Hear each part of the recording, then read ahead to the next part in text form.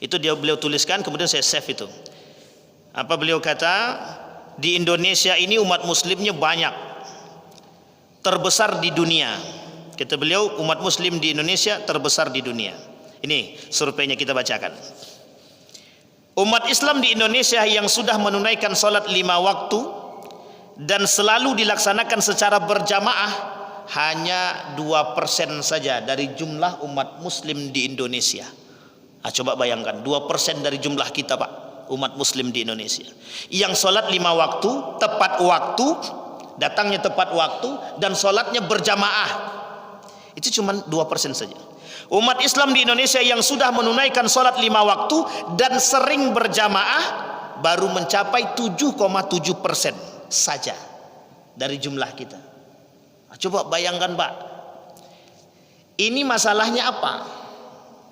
Masalahnya adalah berkah atau tak berkahnya kah keislaman? Bukan masalah itu.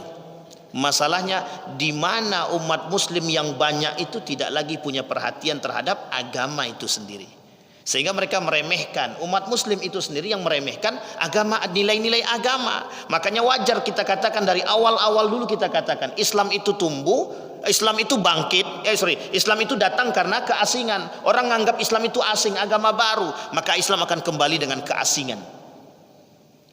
Bada al-Islam gharib wa sayaudu kama bada al-gharib. Dia mulai dengan keanehan, dia muncul dengan keanehan. Orang menganggap Islam itu aneh dulu. Bahkan yang masuk Islam cuman siapa nama? Siti Khadijah, Nabi dan Siti Khadijah, kemudian Abi Bakrin Siddiq. Tidak ada yang mau masuk Islam. Aneh di telinga mereka agama baru, agama yang dibawa oleh Muhammad. Tapi kemudian kelak di akhir zaman agama itu akan kembali dalam keanehan. Aneh bagi siapa? Bagi umat muslim itu sendiri. Kenapa? Karena banyak di antara umat muslim yang tidak mau menegakkan nilai-nilai agama. Coba bayangkan, mereka anti dengan kehalalan itu. Dikit-dikit halal haram apaan sih? Lama-lama label halal itu bisa dihapus itu. Bisa atau tak bisa? Bisa. Kalau sudah negara kita sudah menjadi sekuler, yang sifatnya kehalalan dan keharaman bisa dihapus. Dulu sudah punya wacana itu untuk menghapuskan label halal, tapi alhamdulillah Majelis Ulama Indonesia mempertahankan. Kemudian umat Islam di Indonesia yang sudah menunaikan salat 5 waktu dan kadang-kadang berjamaah baru mencapai 29,2%. Tidak sampai 50%. Masjid di mana-mana.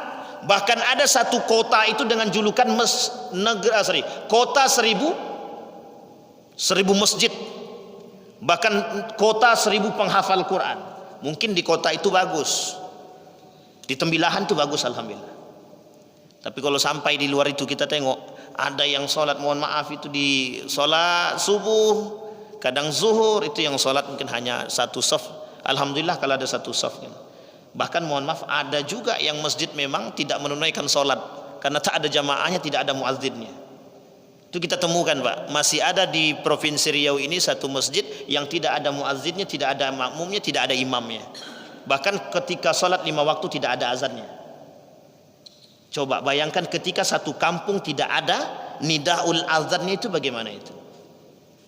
Itu tinggal tunggu kapan dihancurkan oleh Allah saja itu.